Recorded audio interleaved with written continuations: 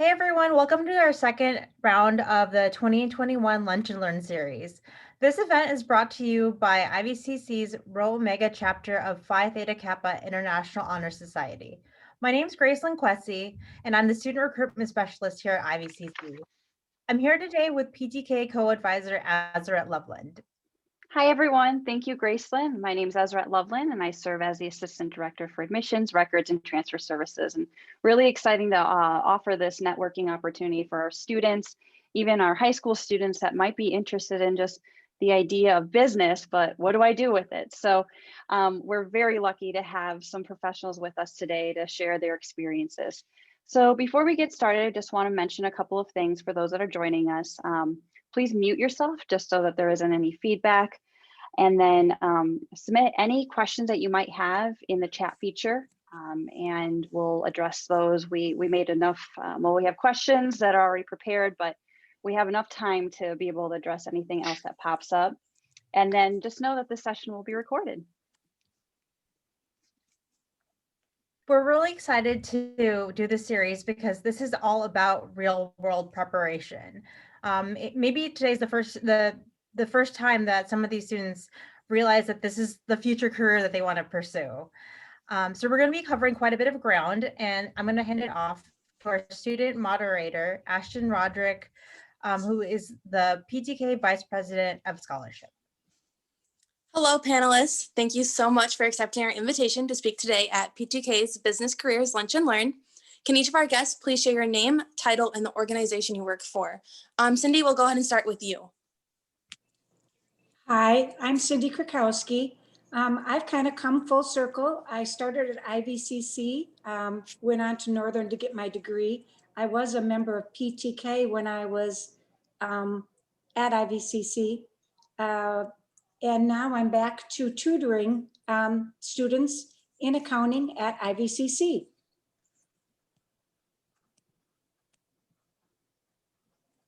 Do you want me to go next then? Yes, okay. please. Yes, my name is Rick Serafini. I too am a graduate of IVCC, and I was a member of this organization, and I currently teach accounting and finance for the college.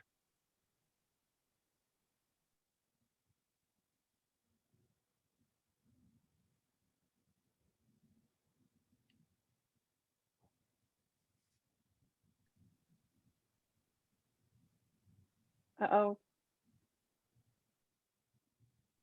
Sorry, Kathy, go ahead next, please.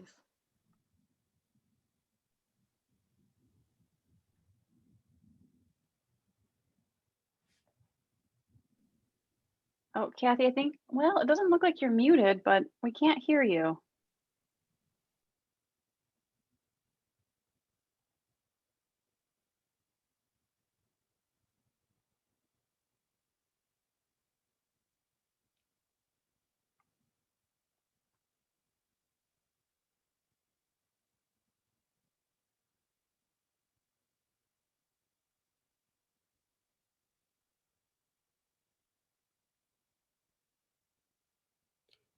Well, can you hear me?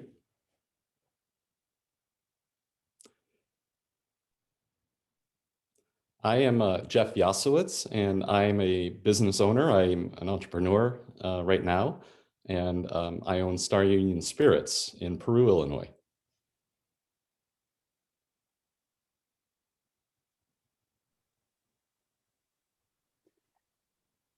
I'm wondering if am I the only one that didn't get to hear Kathy? Just wanted to, okay. I also cannot hear Kathy.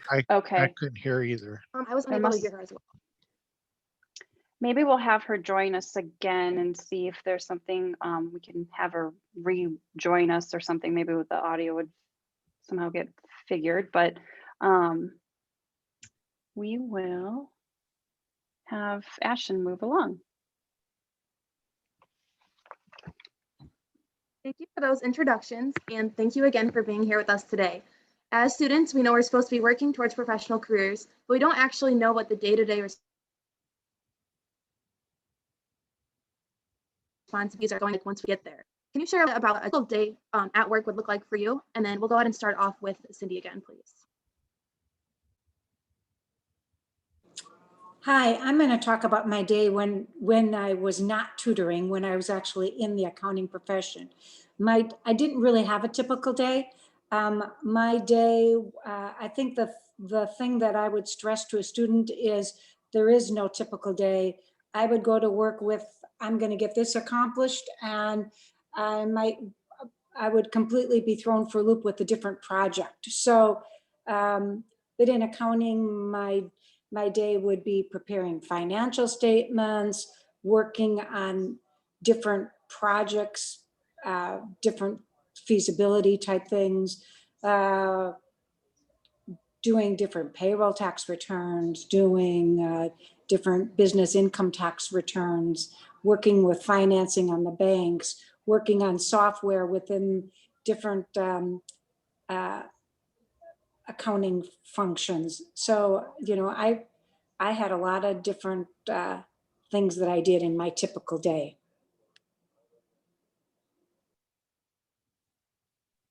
Thank you, Cindy. Rick, do you want to go ahead next, please? Yeah, I think I'll talk too about when I was in industry. It's a little bit more, I think, applicable for what we're discussing today. A lot like Cindy, it really kind of depended on that day. But I will tell you that in general, for me, when I was a general ledger accountant at Karis Corporation, it really kind of depended on the time of the year and the time of the month.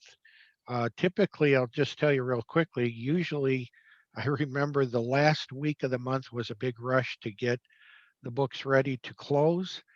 The first week of the month or half of the week of the month, we were actually closing the books and reconciling the accounts and preparing financial statements. And then the following few days or week, we would meet with managers, go over the numbers and things like that, budget review meetings. But I can remember in the fall, it was working on budgets. At the end of the year, was getting ready for our external audit. First few months of the year was field work for the audit, quarterly payroll returns, like Cindy said. And so it's a cycle, but it's always different. You know, it just depends on that particular time of the month or the year that you're working.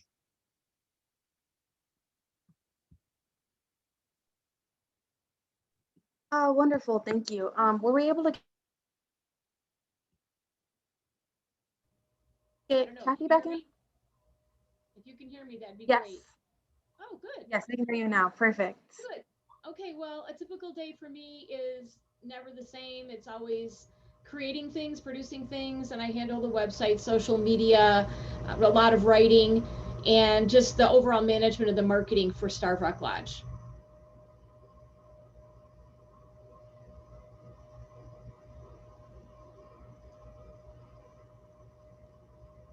Can you hear that? Okay, good.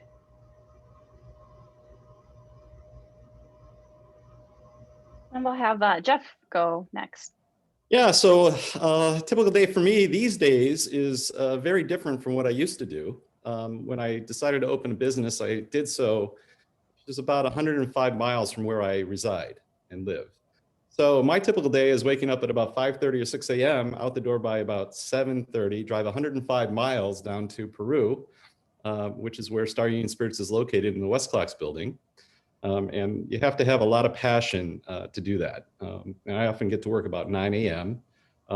As Cindy alluded to, sometimes you have the days planned, but things don't always work out that way. So when I arrive, I discuss the week's issues with my business partner, Bob Windy. Go over emails and plans for the week, manufacturing, distribution, events, social media.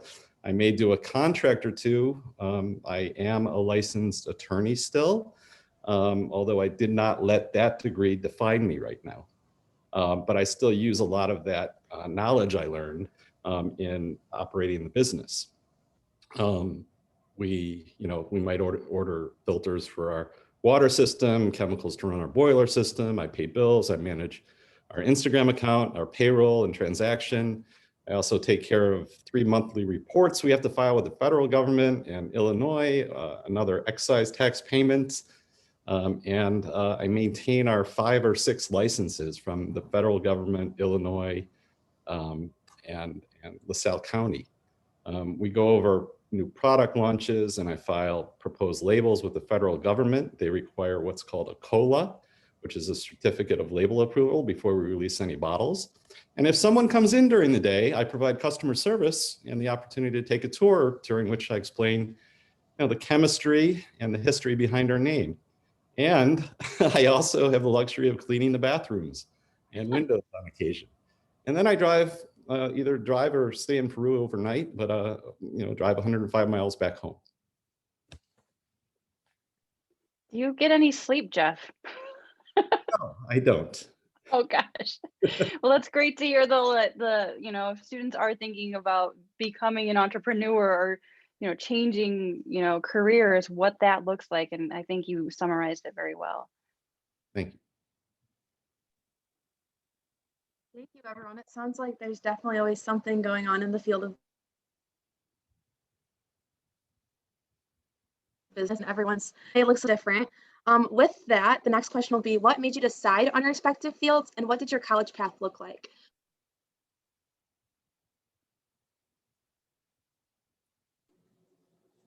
Okay, as I stated before, what made me decide?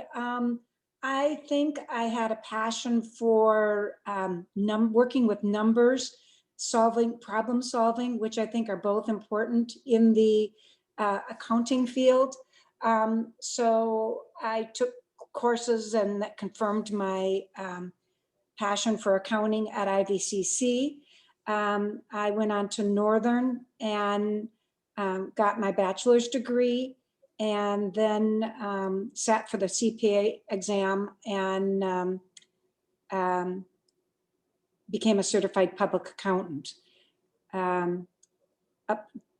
Graduated, sent out resumes, and ended up in a public accounting firm back in LaSalle, Illinois. So that was my path and then went on to work in industry.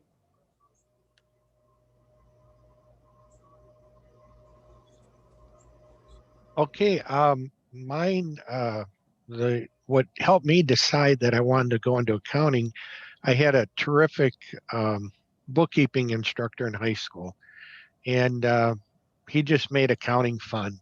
And for some reason, my junior year, it just seemed like that's what I wanted to do, and it kind of clicked. And so I said, yep, that's what I'm going to do. So I went to IVCC, and I took probably the strangest path in education, one that I would not tell anybody else to do. I got 2 degrees from IVCC. The second one was I was one of the first students from the 2-year accounting program back in the late 70s. And then I went to work. So I had 2 associate degrees, got a job at Karis, and went as an accounting clerk. I started to work there. And then it was about 7 or 8 years later, I actually sat for the CPA test and the CMA test and passed it. So I passed it without a bachelor's degree at that time, which was really strange. I had 120 hours of college education. Then married and having kids, I went back and got my bachelor's degree through Western Illinois, and then later got my master's degree. And I also got a brokerage degree, a brokerage license. So I had a CPA brokerage practice for a number of years. So I kind of went backwards through my education. I wouldn't suggest probably taking that path. It wasn't the easiest to do. Well, I'll go next. I went to IVCC from LP High School, and I always had a passion for journalism, radio, and photography and theater. And anybody who knows me knows that I was always a cheerleader kind of person. But when it came down to choosing a major, to really picking a major, I found that to be extremely difficult. I went to Purdue after IVCC to pursue a career in engineering because I loved architecture and design in that way. And I thought that'd be it. But I actually hated the buzz of the fluorescent lights and that you had to be quiet all the time. I was a talker, and that was definitely the wrong school for me. So I had to change my major, which don't let that upset you. Just know that you tried something and you found out that wasn't for you. So then I went to the office of where the counselors were, and I said, all right, show me every class that you have to take for every major. And they looked at me and they didn't want to answer my question. And I said, well, how am I supposed to choose when I don't know what is required of me, if I don't even know what those classes are? And so I'll never forget how upsetting it was for me to try to pick a major, because I didn't feel like, not from IVCC, I got help from IVCC, but when I went on to Purdue and I knew I needed to change. Well, anyway, the School of Communications offered 5 different areas of study: journalism, radio, TV, photography, English, and then any other thing you wanted to have to complement that fit within the school. And that definitely was the niche that I fit into. So public relations and marketing go hand in hand. I didn't even know that you could major in photography. So about halfway through my time at Purdue, I found out that I could. So then I double majored, went to school for 2 summers, and picked up the extra fine art degree in photography. And through my life, that has really helped me. And so to anyone out there who's struggling to choose a major, one of the books that helped me is called What Color is Your Parachute? There were also some things like a Nelson Denny interest test that I took. I'm sure there's some equivalent today that could help you find out where your natural strengths lie, and therefore where a great career would be waiting for you. But the other thing I would recommend to people is trying to try jobs that you think you might like. And I go back to the late 70s when Lanny Slevin gave me a chance to have my own radio show on WLPO called The Ladies Locker Room. And at my age, I think I was 18. At that time, it took a lot to go out and interview women who were coaches and leading the field before Title IX was passed and girls could play sports. And so that launched it. The radio was definitely the start, the journalism, and then it went on to TV. And I have absolutely no regrets about double majoring. It was perfect for me.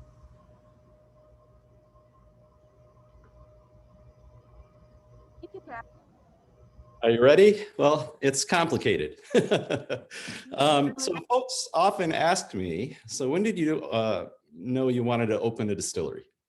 Not many attorneys think that way, although I do know a couple of other attorneys that did the same thing that I did and were very successful at it.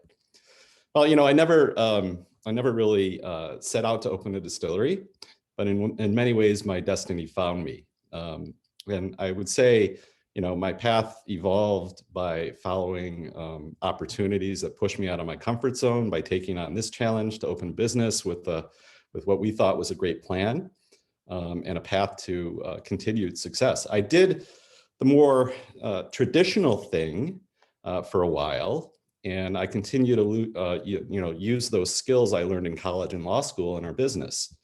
As I said, I'm still a licensed attorney, and with the opening of Star Union Spirits, I dove into the entrepreneurship. I attended the University of Michigan for 4 years, right after high school. I'm originally from Cleveland, Ohio, so I moved to Ann Arbor for 4 years. In college, by junior year, I think I had an interest in psychology. And I think because I had amassed so many psychology courses, I ended up majoring in psychology. Even though I majored in psychology, by senior year, I knew I wanted to go to law school. And so I chose Case Western Reserve University back in Cleveland, Ohio, where I was from. And in May of 1990, I graduated law school. After 7 years of college and law school, I think I took some time to travel. And then, you know, I moved to Chicago later that year in 1990. I went out, I think, New Year's Eve. For the first 3 months of 1991, I locked myself in a studio apartment or the library and studied for the bar examination, which is required to become a licensed attorney in Illinois. And I took that exam at the end of February that year. I didn't find out that I passed the bar exam until April. So before I learned I passed the bar exam, I had to pay my rent. So I went out looking, and the government was looking for recent law grads to help with a backload of cases that they had. So I was offered a job with another recent grad before I learned I passed the bar exam, assembling cases of housing discrimination throughout a 5-state Midwest region for prosecution. And then in about November of that year, I interviewed for a job at CNA Insurance, again, a totally different area of the law. I worked in their law department for about 7 years and learned about the commercial insurance world. And in 1998, I left there for TransUnion, one of the big 3 credit reporting agencies. And I worked in that law department, handling a team of 5 attorneys and 1 paralegal who I managed, and worked on many legal issues in a corporate environment. I'll give you guys all a tip, and this will come when you do have credit, because I worked in that world. I tell my friends and family to go ahead and freeze your credit reports, and that prevents identity theft. You can Google that if you want to do that. In 2015, though, I left TransUnion, and that was sort of the crossroads for me. It was either go out and interview for a similar position, or start thinking about what I could do with a hobby that I was very involved with. And that's how my professional career unfolded. But how did I transition to opening a business? While my professional career was transpiring, I met my business partner, Bob, in about 2006, when our kids were in school together. Bob was making wine since about the year 2000, and I wanted to make wine. So in 2007, that was our start of our joint winemaking hobby on the weekends, which eventually turned into the business, Star Union Spirits. So when I had my day job in the Chicago Loop on the weekends, I found it very therapeutic to get my hands in the grapes, and I really enjoyed it. And fast forward to September a couple of years ago, 2016, I said, it's a perfect opportunity now or never, and let's do this. And so the first step that we took was form the company. And then Bob is from Peru, Illinois, and we met with the mayor of Peru, and I used my experience clerking for a municipality and law school to write the ordinance and sent it to the city of Peru to allow for craft distilleries. And it passed city council in 2016, and then we filed our federal license, and then we found a blank slate. And this is what it looked like behind me right now. That's what we decided to build into. We had a vision, and that vision over 2 years required many licenses and many inspections and a whole change of this space behind me, to the point where it now looks like this. And so that is, in a nutshell, we cut our ribbon actually on May 8th, 2019. And then we had about a year before COVID hit.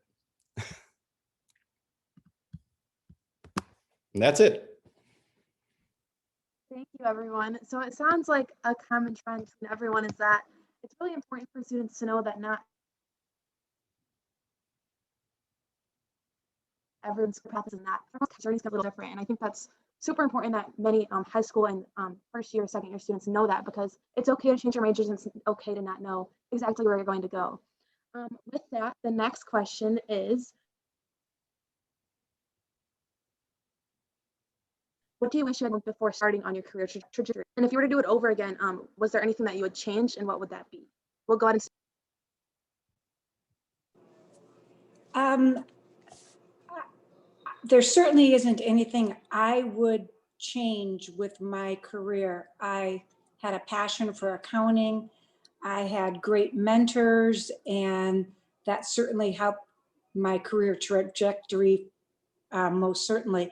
I think the only advice I would give to a college student today, probably especially in our COVID world, and even in the way that we process communication so electronically, is to bone up on your communication skills. When I went to college, we learned a lot about numbers and a lot about my field of accounting, but I didn't have I really lacked communication skills. And so much of my career as I progressed through it involved communication. And I wish I had better guidance, I guess, to know that communicating verbally, I hated speech. I strongly dislike speaking in front of people. Don't mind one-on-one so much, but being in front of a group to me is very challenging. So speaking is difficult. I didn't have a whole lot of report writing or written communication skills. So I think that those are very important. And I think more so now, because again, young students rely so much on electronic communication, and things can so often be misinterpreted. And I think it's very important sometimes to just pick up the phone and talk to somebody, or do a face-to-face Zoom where you can communicate verbally. So that's my only advice. Well, Cindy, you stole my thunder. Cindy and I think are, Sorry, Rick. that's okay. I think we're kind of simpatico here. My worst part of my career when I started out, same thing. We of course learned numbers, how to crunch numbers, how to prepare financial statements, and I was terrible at communicating, and I hated to get in front of people. And I remember my first job with Karis, I had to give a report to all the managers, and I was petrified, and I didn't even know how to present myself to a group like that. These were all people much older than me and had a lot more experience, and it took quite a bit of time for me to hone my skills. And I remember, fortunately, I had a terrific supervisor, the controller at that time, and he really helped me. And he said, Rick, this is what we're looking for. And you write up your report, let me look at it, and then we're going to sit down and go through it. And it took quite a bit of time. And I got better and better, of course, over the years, but I regret not being better prepared when I came in like that. As far as my career path goes, every job was a benefit to me. I learned to work with different kinds of people. I learned different types of work environments. For a number of years at Karis, they had me as the accountant for the railroad division, which was really interesting. I spent a lot of time uh, in the stockyards in Chicago and out in Iowa. We had a short line out in Iowa. We had a switching line in Chicago and Blue Island and the old Calumet, Lake Calumet, and some pretty rough areas, but I got to learn to work with a lot of different people. And, that's what I would tell any young person. Uh, every bit of experience is valuable, and you learn from it and you build yourself over the years with that. So don't be afraid of change and embrace it. So that's it. I think that's really good advice. And unlike Cindy and Rick, I never had a problem with communication. And I was never afraid to speak before millions of people, whatever it took. It just didn't, it made me excited to do so. And so I'm gifted in that way and I'm blessed in that way. But I kind of wish I had a mentor, because I was really the first person in my family to go to college. And so, I mean, between my mom and my dad and me. And so I got a lot of experience from IVCC, and I greatly appreciate the great teachers I've had over the years, like Giacomo Leone in theater, who encouraged me to try. I said, I don't have any ability, I can't sing. He said, it doesn't matter.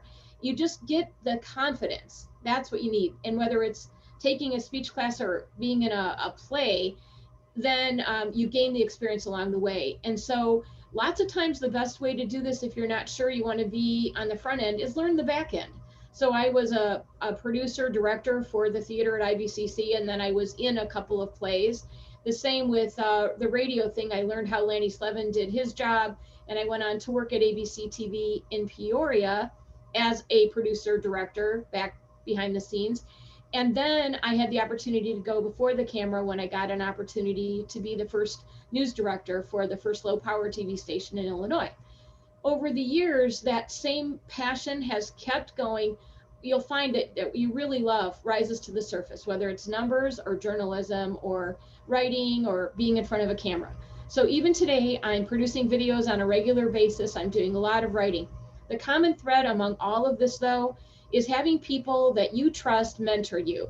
And that's why I think you should seek them out. Even if they're not at IVCC, although there's a plethora of knowledge there, finding somebody who loves what you don't like to do, like public speaking, reach out to them and ask them, what's the secret? How can I build my confidence, you know? So if I were to do it over and change something, I would just want to find more mentors who could help me find my way, although I had some really great teachers along the way, and I thank them.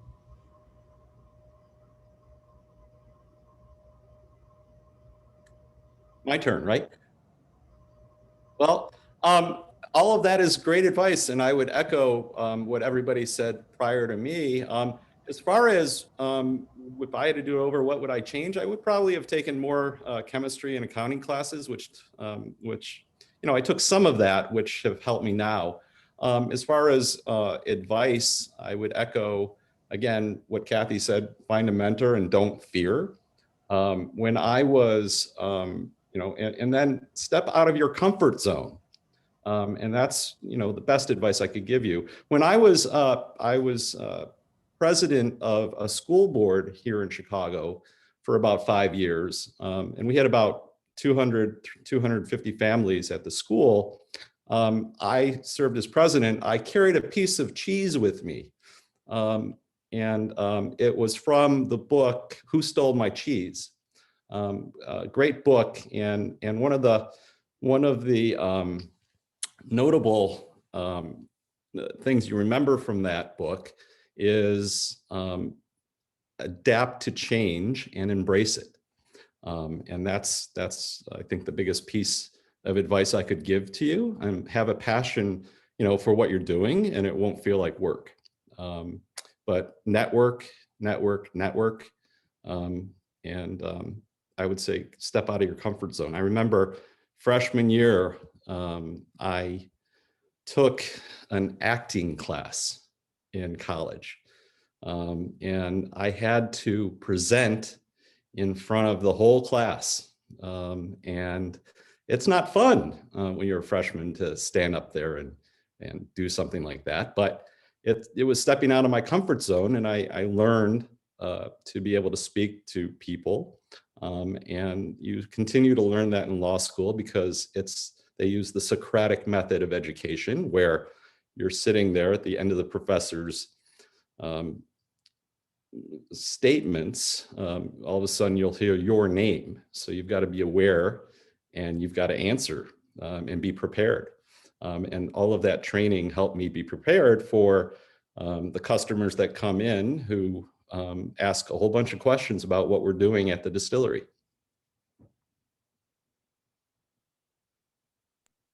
Thank you, everyone. So it sounds like as students, we need to push ourselves and maybe challenge ourselves in ways that like we wouldn't think would be beneficial for your book. Maybe knowledge and wisdom that will help us, even in the future, if we don't realize it, and we can seek these individuals that will help us as well. With that, what advice do you have for students who are going to pursue careers in these fields?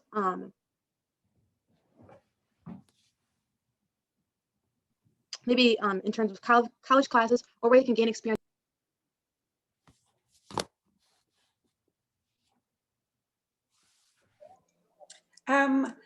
I think, you know, as everybody kind of has stated, finding a mentor is great. If you can find a mentor network, you know, try and connect with someone to get out there, as Kathy did with Lanny Slevin, and find out if radio was her thing, is a great thing. So use your connections either at the college, with community leaders, to try and test out some of your career fields to see if they can be your passion in the next stage of your life. Because I agree, if you're passionate about what you do, work is not work.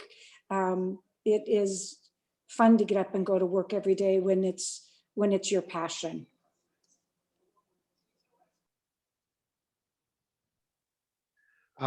What I would say in terms of college classes, now that I've taught for a number of years, I can say for accounting, if you're interested in a career in accounting, of course you want to do very, very well and study very hard in the basic accounting courses, especially financial and managerial. Those are the two foundational courses. I will say that students need to really, in that field, really push Excel and make sure that you're very, very good at Excel, because I do know in the field, out in the field or in industry, we didn't have time to train new employees in Excel. We expected you to come in and know Excel and hit the ground running. So I always tell my students, make sure that you're really proficient in Excel, and that'll get you a leg up in many job interviews. As far as experience, I had an internship program when I was at IVCC. And matter of fact, that led to my job at Karis. And that was great to kind of get a feel for what an accounting office is like and so forth. So that's great. But then much later in life, that never ends. You know, you're always learning. Much later in life, after I had worked for a number of years, I was interested in starting my own CPA practice. And I knew that I had to get experience in tax work and audit work. So I went to work at nights for a local CPA firm. And I had to kind of relearn a new part of my career was tax. I had no experience in tax whatsoever. And again, luckily I got a good mentor, a good CPA who helped me with that. And I gained that experience and eventually used that to start my own practice much later in my career.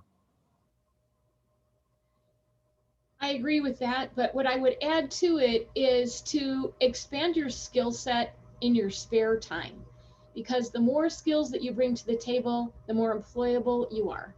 And so I, as a young person, had spent a lot of time alone, and one of the things that I used to practice was calligraphy. It may sound like a crazy thing, but it makes you focus and it gives you another little gift. As a photographer, there are so many things in an ever-changing world that you have to know and learn.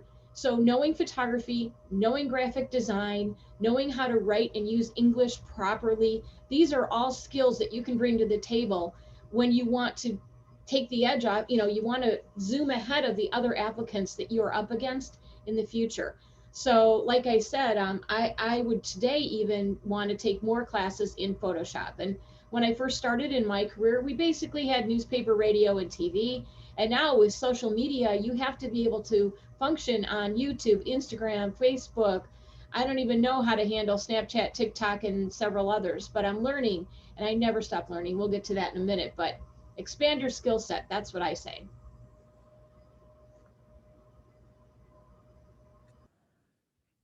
Well, my field is hard to define. I'm an attorney and I'm an entrepreneur. So I would say in order to be an attorney, there's a set path. You have to go to law school. You have to pass a bar exam in one of the 50 states. For an entrepreneur, it's less defined. You have to have a great business idea. It helps if you've got some business classes and know accounting and how to clean a bathroom. It's multiple jobs. But the good thing is, I think, if you want to open a distillery, when I went to school, there weren't many colleges offering brewing and distilling courses, but now I believe there are. If you're also interested, consider doing an internship to gain experience. In past jobs, when I was a manager, I hired a couple of my summer interns while working. So it's a good way to gain experience and also perhaps will lead to a job. Network, join associations in your field and create relationships, join boards. Like I said, step out of your comfort zone because those can pay off someday. I mean, For example, when I was an attorney, belonged to a large association of corporate counsel. And, we just, I just reached out to them, and they might do an event with us that has the potential to reach their 20,000 members and tune in at some point with a virtual tour, and they might buy our product. So you never know where those relationships will lead to positive things.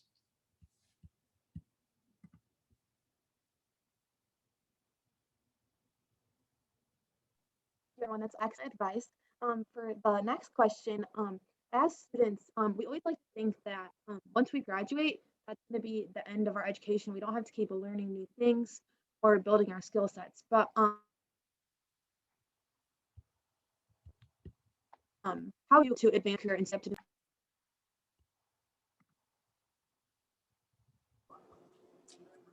Okay, for me, as a certified public accountant, you are required to continue to take education to keep your license up to date. So that was important.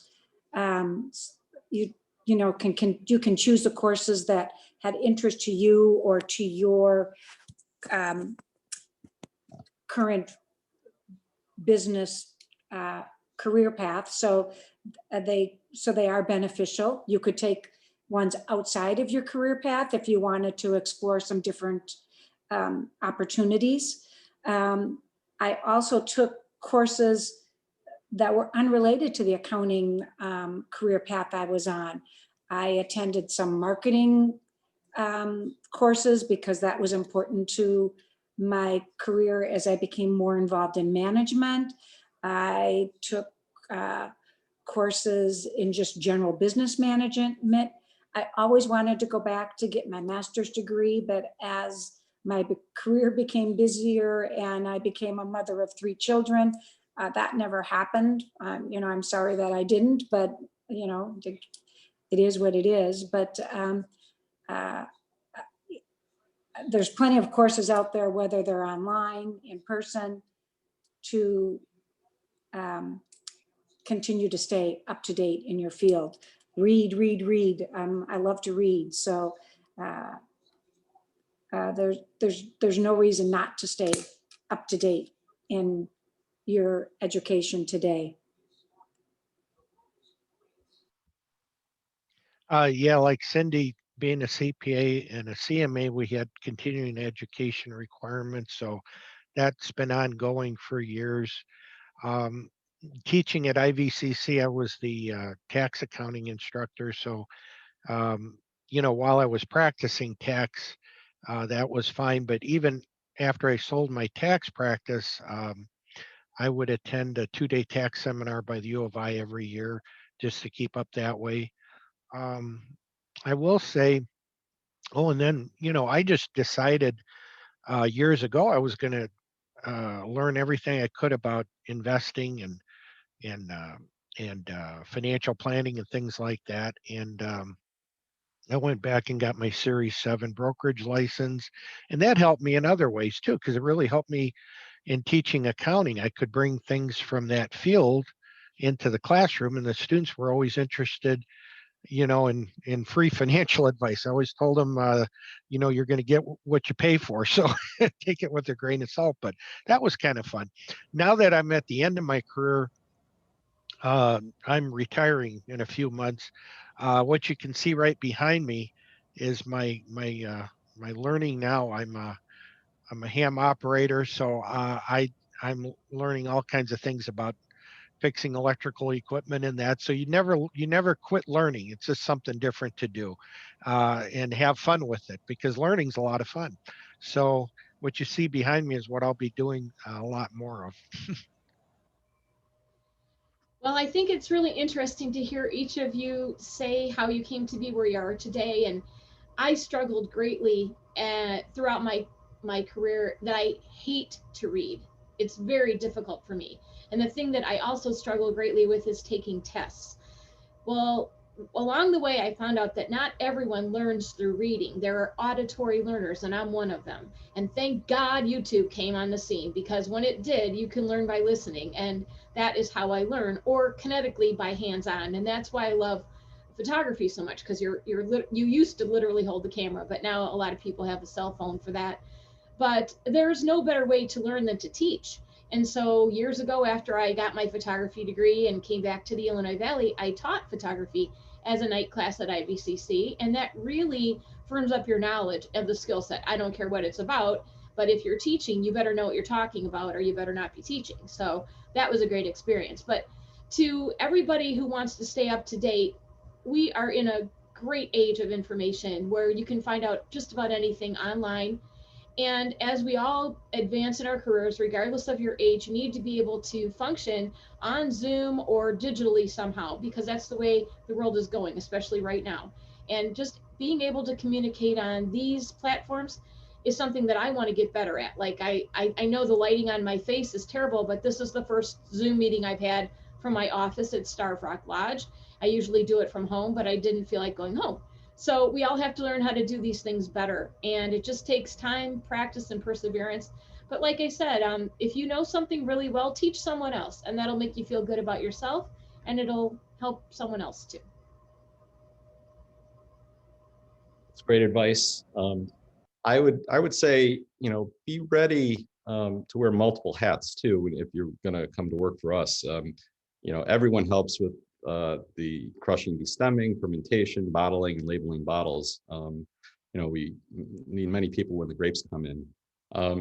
As far as continuing education, I have a requirement every 2 years to take 30 hours of continuing legal education. And I do that along with operating the business to keep my legal license. I also have to, anyone who serves or serves alcohol is required by Illinois to take get a Bassett license. And I have a Bassett license, which is another online course. I also recently, Illinois implemented a sexual harassment training. So all of our employees are also trained in that for a bar. The association that we belong to, the American Craft Spirits Association, has conferences yearly. You get to network with other distilleries and vendors. And there's often classes within those situations where you can attend and learn. So you're really always absorbing knowledge. Just yesterday, I was very interested on LinkedIn. I got an email that had a course on the new term deep fakes, and you might have heard of technology is catching up. So videos are not always authentic of who you think they are. Computers are recreating, and there were a lot of issues that were very interesting to learn about with regard to a new area of media. So I took that class yesterday on LinkedIn because they were offering it to me for free because I had clicked over there. But it was a great opportunity to increase my knowledge on some area of the internet that I wasn't entirely familiar with. So that's in a nutshell my continuing education. Thank you. It sounds like it's super important that you're always trying to push yourselves to know more and advance in your careers. If you already are like where you want to be, it's super important to always try and better yourself, just to do better in your career. At this time, we would like to open up the chat feature. If any of our guests have any questions for any of these professionals, please feel free to those and we can answer it for you. Just go ahead and type it in the chat and then send it in if you have any.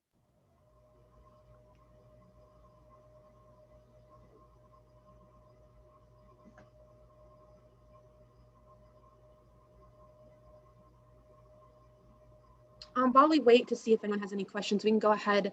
I'll ask this one. anyone can, oh, go ahead. It looks like someone just submitted one, sorry.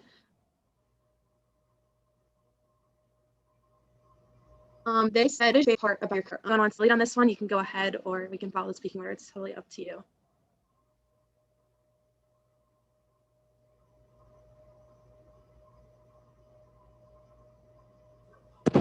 Are you asking for me to start, Ashton? Yeah, that's fine. Go ahead. Okay, I'm going to go ahead and just talk about COVID, I guess, if you want to talk about that. For me, now that I'm a tutor at IVCC, COVID has impacted my day. Pre-COVID, I was going to the college and was actually working in Learning Commons, and students would come in and we would have face-to-face tutoring sessions. Since COVID, we have done all of that on Zoom, most of it on Zoom. I do still go into the college for some face-to-face help if a student has challenges that they can't conduct them, a meeting on Zoom, or for any other reason, if they have some kind of special circumstances. But it has made it a little bit more challenging. We're more socially isolated and whatnot. So, but Zoom has worked very well in my case with students to be able to assist them with homework problems or projects that they need to work on. So it has been a nice replacement for us. Thank you, Cindy. Go ahead. Would someone like to take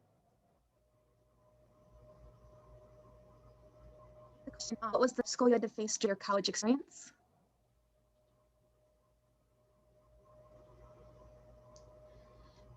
Well, I'll go next. I'll answer all three questions because I have not stopped since March 13th when I got over whatever the first round of COVID was last year. I went back to work and I've been doing it every single day, pretty much the same since then, encouraging people to see the good in what we have around us and not the negative.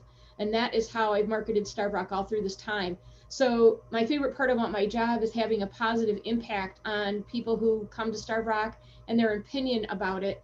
So that's what I encourage everyone to do, is seek out the positive. Even though there may seem to be so many negatives around you, make a pretty video and put it out there for your friends to see and cheer them up. And I've done that every day since I got over being sick the very first time a year ago. And that's the favorite part of my day. So I encourage you all to do the same. And the favorite part of what I do now is interacting with people and really teaching them when they come on tours, seeing the the amazement in their faces as I explain the process and what goes into making spirits. There's sort of chemistry involved, and there's also history involved behind our name.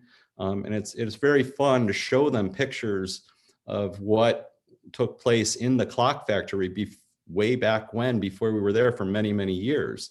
It operated as a clock factory, and there's just amazement that we were able to turn that space into an operating business and a craft distillery. The toughest obstacle I think I had to face during my college experience was actually leaving for college. I was in a comfort zone in my parents' house in high school, and I was going to a new state where maybe a couple other people I knew, but I didn't have a big network, and really just getting situated within the college experience and leaving, I think was tough for me. I'll just say the favorite part of my average workday, I'll say pre-COVID, was working with the students. I loved being in the classroom. I will say personally, I think this has been a terrible effect on education. I can't see a lot of good that's happened from this. The quality of education has slipped in the past year. We're doing the best we can, but it is not the same. There are challenges both for the students as well as the instructors. And I feel bad for the students. They're missing out on a great part of their life. And we're making the best of it, but there's no substitute for that one-on-one, that in-class experience, and that special relationship that you develop with your instructor. And I really, really, I have actually expressed my concerns to the students when I have them in Zoom, and I apologize for the situation they're in. I tell them we're going to try to make the best of it, but they are missing out on something very special. And I hope that we're able to get back to normal as soon as possible, because they'd be better off for it. So.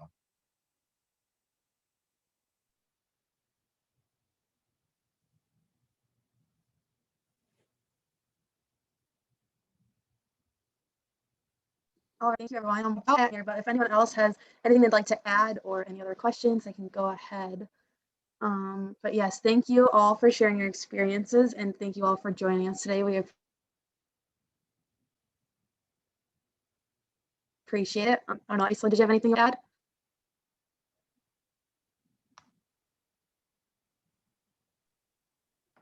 Thanks for inviting me. Yes, thank you for having us. Yes, thank you. Wonderful. Thank you very much. Thank you. And looks How, like how do I become an alumni member of Phi Theta Kappa?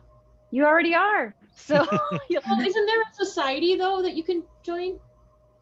there might be actually some more information on the website as far as like the different circles, I guess, that might still get together. But it's been really great to hear the majority of you guys, you know, experienced IVCC, and also we're part of Phi Theta Kappa, which is an international honor society.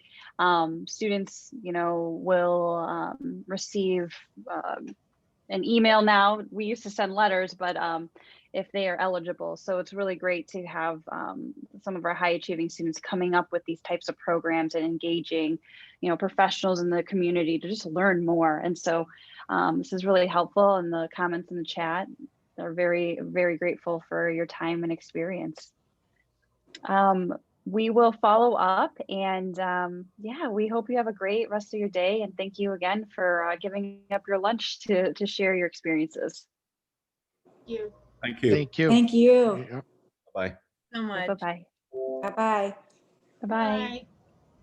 Bye. Bye.